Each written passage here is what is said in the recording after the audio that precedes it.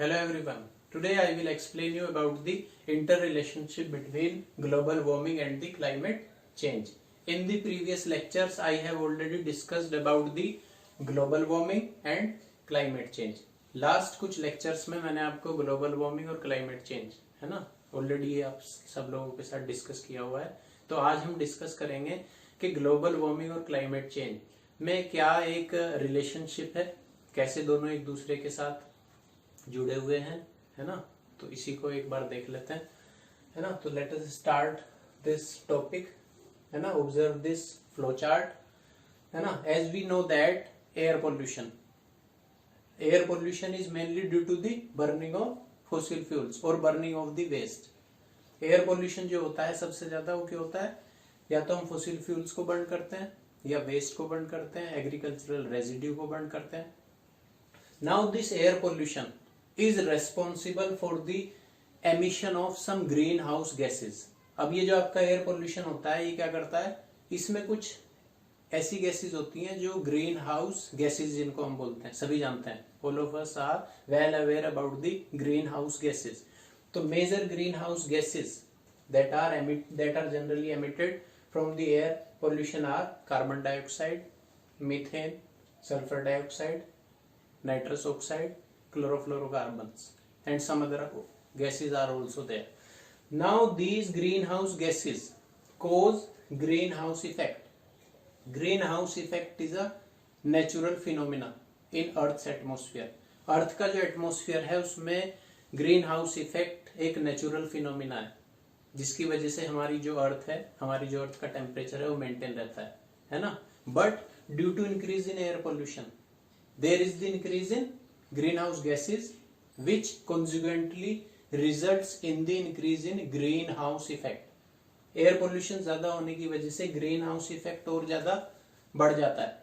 Now this green house effect what will it cause, क्या करेगा, it will cause the increase in the average temperature of the atmosphere.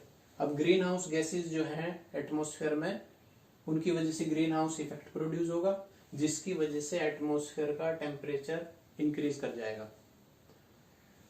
Now this increase in temperature, average increase in the atmosphere temperature is known as global warming. इसी को हमने बोला global warming. अर्थ का जो average temperature था atmosphere का वो average value से थोड़ा सा इंक्रीज हो गया. फॉर एग्जाम्पल 15.5 होना चाहिए था और वो कितना हो गया, 16 हो गया. तो इसी को हमने क्या बोला, ग्लोबल वार्मिंग.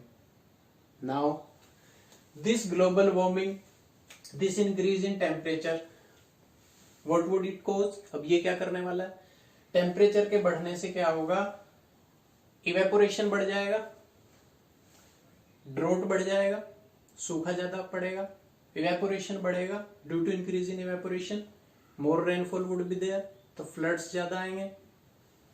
टेम्परेचर के बढ़ने की वजह से स्टॉर्म्स ज्यादा आएंगे, hurricanes, tornado, cyclones. All are interrelated with the temperature. Now this change in the global climatic patterns, drought, floods, storms, this is the sign of climate change. इसी को हमने बोला climate change.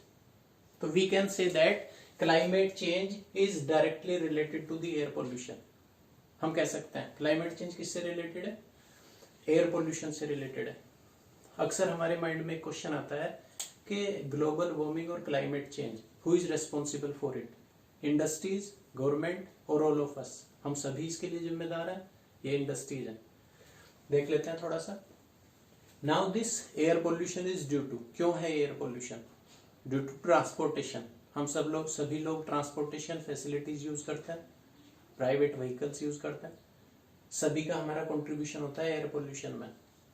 तो हम कह सकते हैं as we contribute in air pollution we are contributing in the global warming and in the climate change, है ना. तो it means that all of us are equally responsible in global warming and the climate change. तो this is all about the inter relationship between global warming, green house effect and climate change. Thank you.